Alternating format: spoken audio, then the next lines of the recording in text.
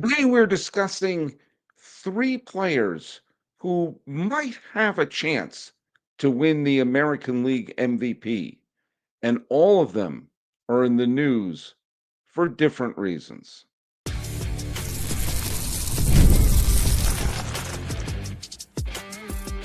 You are Locked On MLB, your daily MLB podcast, part of the Locked On Podcast Network, your team every day. Hello, baseball fans, and welcome to Locked On MLB, part of the Locked On Podcast Network, where it's your team every day. This is the daily podcast. We talk about all of Major League Baseball. I'm your host, Paul Francis Sullivan, but please call me Sully. Follow us at Locked On MLB Pods on Twitter or whatever they're calling it these days. Also on Instagram. If you want to follow me, I'm at Sully Baseball Podcast on Instagram. Every once in a while, I'm on something called Blue Sky. Not that often. It's Sully Baseball there. The best way to get a hold of me is to subscribe on YouTube and put comments down on the YouTubes, because that is where we are going to, we'll answer most of our questions and everything. So tomorrow, I guess for some of you, it's already today.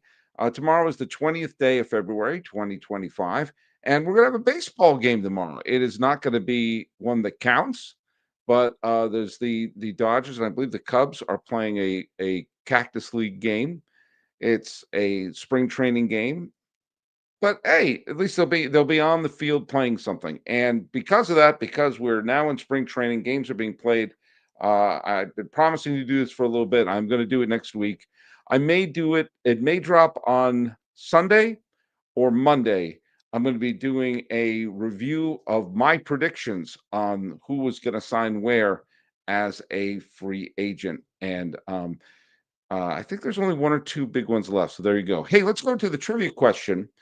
When I had Booney on and we got into it, it was spirited. Booney's a good guy, and we had a nice long conversation afterwards. We got into a spirited argument with the cameras running, because we have some big disagreements and everything. But yeah, he's a really good guy, and listen to him on Locked On A's. We did a Locked On A's, Locked On MLB crossover just a couple of days ago, and I asked an A's related trivia question, which was, who are the only two people in the Baseball Hall of Fame as players who played for the Kansas City A's, but not for the Philadelphia A's and not for the Oakland A's, just the Kansas City A's. Papa Palps 84 says Satchel Paige and Luke Appling. You got one right.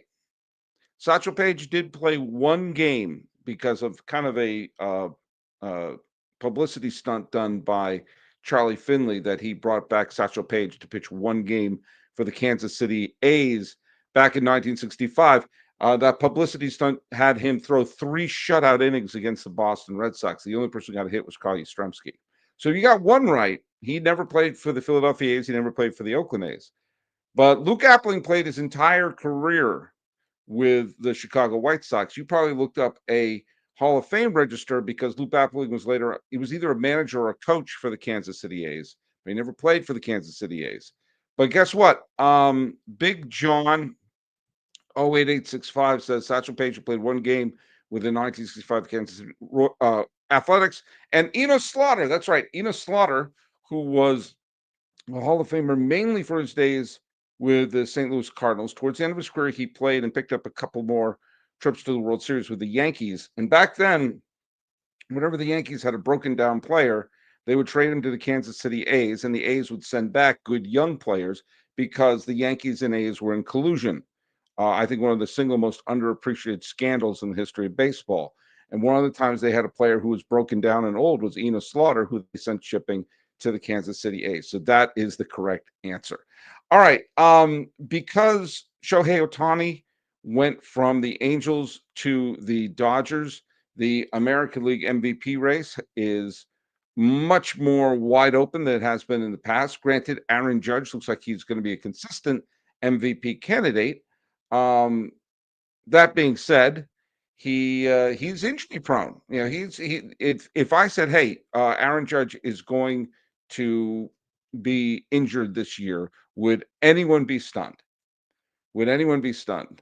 So while I would put him as probably the odds-on favorite to repeat, it also is not it is not the lock that Ohtani is in the National League. If Ohtani pitches one inning and puts up the offensive stats he did last year, he should be unanimous MVP. But in this episode, we're talking about three people who could be in that conversation. One absolutely will be in that conversation. One could be, and the other used to be the one you write in ink, and I would really hope he eventually becomes an MVP candidate again. Let's go to the first one, and Useless Trucker sets us up with this one. Should Guerrero go to the Angels if Toronto won't extend the contract? I think that's what he meant to say in that. Yeah, I mean, I'll just, first of all, I'm going to address that right off the bat. I know that would be kind of something poetic that Vladimir Guerrero Jr. starts off in Canada and then goes to the Angels. The reason why I don't think the Angels will do that is because when Vladimir Guerrero Jr. hits free agency at the end of this year, he'll be 27 years old and in his prime. And the Angels are only interested in players who are broken down and were great. Vladimir Guerrero Jr. will end his career with the Angels as a 48-year-old man. But that being said, Vlad Guerrero Jr. is the potential MVP on the Toronto Blue Jays. He finished sixth in the MVP vote last year. He was the runner-up for the MVP in 2021. When he is good, he is fantastic. And he's a silver slugger, hits for a good average, hits for a sky high OPS, homers a lot, stays healthy. I mean, he played all 60 games in the COVID year, and ever since then, 161 games, 160 games, 156 games, 159 games. And he's going to give you, in the high 600s, low 700 plate appearances since making his debut with the 2019 Toronto Blue Jays. He's been super steady. Now, I must be honest, he has had superstar years, and he's also had a couple of pretty good years. He's had years where he could be in the MVP conversation, somewhere some might say he was underachieving. Do you know who that reminds me of? Bryce Harper. When Bryce Harper first broke in, and he was super young, he had a couple of years where he was the MVP and he was phenomenal, and a couple of years where he had dips in his production, and you had to remind yourself he was 22, 23, 24 years old, as was Vladdy Guerrero when he had a dip in his production in 2022 and 2023. He was 23 years old in 2022. That's when most people are making their debut. 2023 had a little dip, but I mean, still wound up hitting a bunch of home runs and everything. But his production was down, but he was only 24. Last year he was 25, and he found his MVP groove again. Now, here's a couple of things about Vladdy Jr. Yes, he's a first baseman, and as Pete Alonso found out the hard way, not every first baseman is going to get the Freddie Freeman treatment. Vladdy, who somehow won a Gold Glove a couple of years ago, was a dreadful defensive third baseman, moved over to first. And it doesn't have much flexibility where he can play first base or he can play DH. He does not have his father's defense, which Vladdy Guerrero Sr. was one of the best defensive right fielders I've ever seen in my life. But he is a native Canadian. Remember that. Vladimir Guerrero, born in Montreal when his father was a superstar for the Montreal Expos. He loves being a Blue Jay. He is the only superstar who loves being a Blue Jay because the Blue Jays have offered huge contracts to all sorts of stars who have been available, and nobody wants to sign there. He wants to sign there. He wants to come back, but put up this little, I'm not going to negotiate in season. And I can understand that. I can understand not wanting to have contract negotiations and everything distracting you throughout the regular season. I get that. I don't know exactly what he's looking for contract-wise, but if Toronto offered him a 10-year deal, by the time it's done, Vladdy Guerrero Jr., because right now Vladdy he's going to be 26 on March 16th, which is also my mom's birthday. So this is, let's call it his 26-year-old season. In 10 years, he'll be 36 years old. And with the type of player that he is, home run hitter, not stealing bases, not being in the outfield, not playing, much in the field. You're asking him to put up numbers at first base. Could he still be putting that up at age 35, 36? Yeah, certainly age 32, 33. So if you gave him a 10-year deal, you're going to get that production. You get the star that the Blue Jays fans want.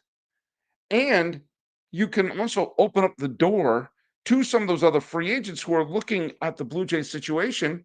I'm sure Juan Soto's looking at the Blue Jays situation. Like, I have no idea what this team's going to look like in a couple of years. None. Now, why didn't the Blue Jays do that? The Blue Jays are a big market team. They are. Toronto is a huge city. And oh, yeah, they're the lone team of Canada, which, as of this recording, is its own sovereign nation. He would be the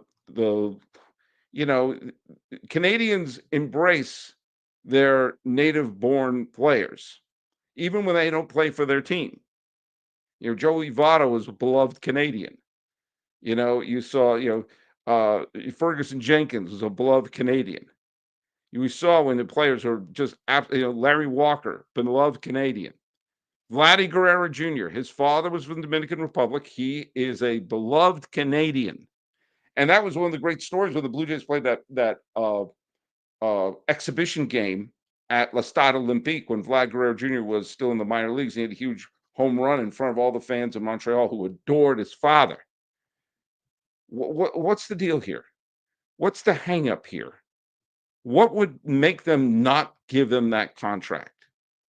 It's not about, well, he's going to break down at first or at DH. Well, you can get a bunch of first basemen who is the son of a beloved Hall of Famer who himself can, when his peaks are being of an MVP quality and could be just anchor a position in the middle of their lineup. But we know we got power. That's the center part of the bingo card. I don't know what the Blue Jays are doing and haven't known that in a while. And one of the sad things is when Toronto has a good team, the fans show up. It is just palpable energy at, I keep wanting to call it the Sky Dome, the Rogers Center. They'll draw millions of fans when they're good. Toronto's a really great sports town. And when they're good, that place is rocking. It's one of the loudest places. Just remember, whether it's the Joe Carter home run or the bat flip heard around the world. And in 2021, there were 90-some-odd win team that just missed the playoffs, but going down the stretch, they were probably the best altogether team. And you look at the team they had. They had a 22-year-old Vladimir Jr. there. They had Marcus Semien. They had Bo Bichette, who was only 23 himself.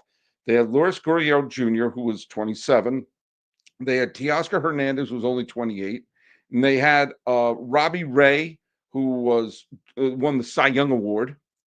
You had Alek Manoah, who looked like he was going to be the next big star. You had Jordan Romano as a closer. This looked like a team that was, in 2021, this looked like a team that was going to be a contender for a bunch of years. They got off to a slow start in 2022. They brought in Schneider to be the interim manager, and they bombed in the playoffs against Seattle. All right. And I never understood why at that moment they didn't go out, get an experienced manager and say, our window to win is now. They just seemed to tread water. And while, yes, they offered all the money of Midas to all these free agents, it didn't work. And yet they didn't change anything on the team. They didn't change the manager. They changed the director, and players left. And that window of opportunity, that 2021 wasn't that long ago. And now, last year, they were trading away players. They were sellers at the deadline. And now they have a superstar. They said, you know what? We have to build something new. Let's build around Vladimir Guerrero Jr., who wants to stay, is the obvious franchise player. And you know what? He is going to leave because the Blue Jays are stupid. They're a stupid organization, and they're acting stupid this way. And this is not just me. I know I am someone who is prone to being a sentimentalist with players, but you got a potential MVP candidate who wants to sign with you before he hits free agency. When he hits free agency, he's going to scram. And I don't blame him. Now, is he going to go to Los Angeles? Probably not, because their first baseman DH situation is secure. Are they going to go to the Mets? Maybe. They could say scram Pete Alonso. Is he going to go to the Yankees? Of course not. Could he go to the Red Sox? Well, we'll get to that in the next segment because they have their own infield situation to go to. But frankly, I don't get what the Blue Jays are doing. They were handed a situation with a superstar, and for reasons that I will never understand, they're going to blow it. Hey, what's a good snack to have if you're on the go? That's both delicious and nutritious. Crack into a good source of protein with wonderful pistachios. Wonderful pistachios is one of the highest protein nuts. And you know what? Each 1 ounce serving has 6 grams of protein, giving you over 10% of your daily value. Plus, they're packed with fiber and better for you unsaturated fats to help you keep feeling fuller longer.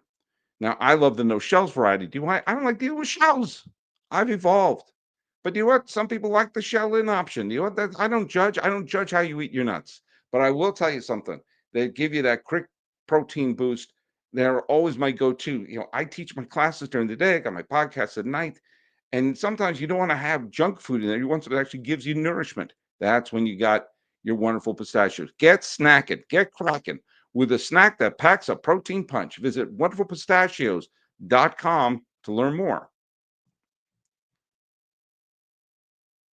Now, the Red Sox are in the news because they signed Alex Bregman to I think a healthy contract, a 3-year deal for a lot of money, to be sure, but not a huge long deal because, well, they don't think he's going to be an elite player probably in 4 years. So, but spend more money, get those 3 elite years out of him. Now, of course, Alex Bregman is defensively the probably the best third baseman in the American League. Now, here's the deal.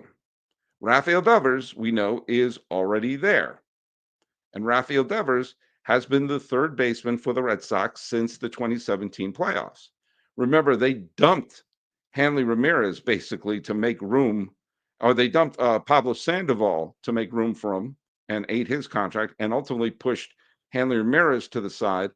And suddenly, when the Red Sox won the World Series with a lot of shenanigans happening off the field, Devers was a big part of that. And he was only 21 years old, got himself a World Series ring for his trouble. By 2019, he was putting up all-star caliber numbers, leading the league in doubles. And since COVID, he's been an all-star almost every year, has been on the fringe of the MVP talk, finishing the top 15 of the MVP and getting huge home run numbers and putting up solid all-around numbers as a hitter. Now, we know he's not a great defensive third baseman. Some would argue he's a bad defensive third baseman. Now they have a Gold Glove winning, World Series caliber third baseman in Bregman. And Devers has basically said, I don't want to move. And Bregman is like, I'll play wherever you want me to. I know some people have badmouthed Rafael Devers for that because on paper, you say, oh, and I've said this too. I said this on the podcast. On paper, it makes sense. You put Devers at first base. You have Bregman, who's the superior defensive third baseman, at first. Or maybe now granted, Rafi Devers has played a grand total of 0 games at first base. And I keep thinking about that scene in Moneyball when Brad Pitt is trying to convince Star-Lord to move from catcher to first base, and he says it's very easy, isn't it right, Washington? Asks the actor who plays Ron Washington, and he says it's very hard to play first. Moving your position is not an easy thing to do. I actually don't mind that Rafi Devers is standing his ground, and here's why. First of all, you shouldn't be surprised. Players get to this level of Major League Baseball because they're super competitive. And they want to show they're the best. And suddenly, just before spring training, you come up to and say, hey, now you got to move positions. We need you to play a position you've never played before. Or to sit at DH, where some people don't like the DH because it takes them out of the game. I can understand Rafi Devers saying, hey, wait a minute. I'm the guy who is the leftover from the World Series winner. I'm the guy who signed the big honking contract that's going to keep me in Boston till 2033. I'm the guy you're building this team around. Am I the guy you're going to have move and play a position that I've never played on the major league level or to sit at the DH, I can understand that. And I like him having that fire of being like, oh, this is my position, what I do. And do you know what? I think eventually it will sort itself out. Now, this is part of the thing that Alex Cora, who was part of the cheating scandal with the Astros and, of course, led some of the shenanigans going on with the 2018 Red Sox. You got to say that. His job is to be a manager. It's not a coach, it's a manager. And the biggest job with the best manager we've seen, we saw this with managers like Torrey and Bochy and Francona, when they're able to manage, and I think you've seen this with some other recent managers too, especially Dusty Baker when he took over in Houston. The best managers are the ones who are not about when they make the bullpen moves, when they do the strategy. It's about managing the personalities and egos in the clubhouse, keeping everyone happy, smoothing things over. So yeah, I'm sure Devers is like, this is my position. Just for spring training, you want me to move? And Bregman's saying all the right things, of course. And eventually, Cora, who is very good at this and has a great relationship with Devers, will put the best team on the field. Now, that might mean this first year it's going to be Bregman at second and Devers at first. But there's going to be a seismic move. By the way, almost none of it's going to involve Trevor Story. There's going to be a seismic move because Marcelo Mayer is one of the best prospects in baseball. He's a shortstop. And Christian Campbell is also one of the best prospects in baseball, and he's a second baseman. Eventually, people are going to have to move around and make room to have the best team on the field. And maybe the first few months and everything are going to be all about let's get used to where everyone is. The way the Red Sox have been the absolute description of mediocrity every year since the shenanigans in the 2018 World Series, with the lone exception of 2021 when they got to within 2 games of the World Series. That's seeming more and more like a fluke every year. Once they figure out how to put it all together, this is some of the most exciting moments we're seeing on a Red Sox team in since before COVID, with the exception of 2021. And Devers is here for the long haul. It's very easy for us to say, you know what, just tell me, you're making $33 million. Go when we tell you. Yeah, you do that. You do that. You do it. Come up to the guy making that money who's the centerpiece of the team and say, move. And we've seen players who have been called completely selfless, great Hall of Fame winners who don't move when on paper it looks like they should. Cal Ripken should have moved from shortstop to third base a lot earlier than he did. But, you don't dare move St. Cal Ripken. When the Yankees acquired Alex Rodriguez, it wasn't even a comparison. Alex Rodriguez was infinitely better at shortstop defensively than Derek Jeter was. Jeter should have moved to third or maybe to first. But no, it was Rodriguez who moved to third base, who then went on to become the greatest third baseman in Yankee history. Should have his number retired, should be in the Hall of Fame, but that's a different episode altogether. Eventually, this will sort itself out. Eventually, Devers will be playing where it's best for the team, and Bregman will be playing for the best of the team. Sometimes you need to allow the soup to boil. Sometimes you need to not play, I'm the tough guy doing this card. Sometimes you say, let's figure out what we all are. And like a magic eye drawing, it will come to the front. And eventually, Bregman and Devers and Mayer will all be happy on a star-studded Red Sox team filled with good players and filled with, well, people, and Campbell, I meant to say Campbell as well, filled with good players playing in the right position. And maybe, just maybe, one of them will win an MVP along the way and maybe pick up another World Series ring. In the end, a lot of people will be happy. And another perennial MVP candidate has made that move because, do you know what? He's recognizing that he has to put the best team on the field and that's him no longer at his top position.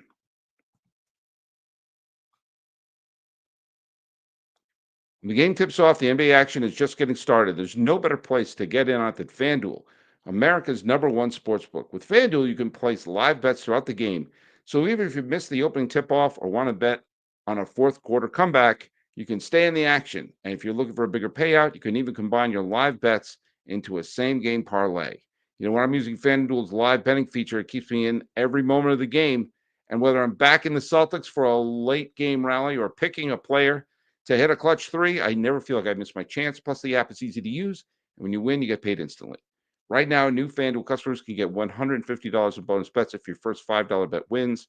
Just visit FanDuel.com to join today. That's FanDuel.com for your shot at $150 in bonus bets. Make every moment more with FanDuel, an official sports betting partner of the National Basketball Association. Now, the other perennial MVP who is making a move is, of course, Mike Trout. And Mike Trout is moving to right field. Now, I think Trout should move to DH. But once again, he's no longer he's not going to be the center fielder anymore, and he's making a move, which is fine. You know, when he came up in as a 19-year-old in 2011, and ultimately when he won the Rookie of the Year and nearly the MVP in 2012, he did play some of the other spots in the outfield because Torrey Hunter, one of the best center fielders in the game, was still on the Angels. But eventually it became clear Mike Trout was the best player in baseball for a decade. And he has not played a position other than center field since 2012. Actually, that's not true. He played a few games in 2013 as a left fielder. There you go. But he's going to play right field. And whatever he has to do to stay on the field, please do it. Baseball is better with Mike Trout on the field. And, you know, he hasn't played 100 games since 2019. And that, even the 1 year he played 100 games, he played 119 games. Still finished in the top 10 in the MVP. Still hit 40 home runs in less than 500 plate appearances. That person is last year he played 29 games, and still hit double-digit homers. Now, I think his days of being an MVP may have gone past us, but who knows? He may, if his body is healthy, I think he will be an MVP candidate. And obviously, the Angels need him. Baseball needs him. I need him. Mike, we all need you. And we need him to go back to being, he's not going to be the player he was in 2014, 2015, 2016, when he just was just off the charts in all aspects of the game. But he is capable of still putting up an all-star caliber season. And if moving to a different position is the way to do it, fine. I just wish there was a sense that there, it could be the management, could be the culture. I don't know what it is. It could be that they, as I said before, they only pick up players who are broken down. This is going to be, okay, not counting his cup of coffee in 2011, this is going to be his 14th season with the Angels, of which 13 of them, they did not make the postseason. And that 2014 year, that could have been his Cal Ripken year. Cal Ripken got his World Series title out of the way early, so he never had that, never won a world championship, pressure hanging over his head. If that Angels team was able to, to fight off Kansas City, they probably would have beaten the Orioles, and who knows what would have happened against San Francisco. But we won't ever know that, will we? The American League is wide open. I've said that over and over again. The Angels are a real long shot. We know that. But it's not impossible. If the Astros regress and no one knows what's going on with the Mariners, the Rangers, are they going to be okay? Maybe, maybe not. The A's, I think they're actually be competitive, but who knows what the hell is going to happen in Sacramento. The West is potentially winnable, but so is any wild card spot. And so any win here or there is going to help. I honestly think the only team that has no chance at even a wild card spot in the American League are the Chicago White Sox. So if you are the Angels, who haven't sniffed a winning season in this decade, if you are the Blue Jays, who don't want to see this window of opportunity come crashing to a halt, and if you're the Red Sox, who have given their fans one watchable season since COVID, you want to take advantage of what is a pretty equitable American League. And that means putting the right product on the field. The Red Sox will figure it out. The Blue Jays should have signed it long term. And Mike Trout is saying, look, I just want to get back into the show. And so that's a tale of three potential AL MVPs. Now, Adam Scott Bristol writes, I bet Vladdy Jr.'s hitting peripherals are much better than Alonso's. Probably. But he also made this other great point on the comment saying, Trout is less than a year older than Judge, so perhaps he can find that 2010's glory. Hell, I'll take just a productive DH at this point and the Angels in the postseason. I'm not even an Angel fan, but I am a baseball fan, and I'm a Mike Trout fan. For that matter, I'm a Rafael Devers fan and a Vladimir Guerrero Jr. fan. And I'd like to see all of them putting up big numbers. Which brings us to today's trivia question. The Angels have won a grand total of one pennant and one World Series title. It happened the same year, 2002. That's the only time they ever went to the World Series and they won it. Here's a trivia question.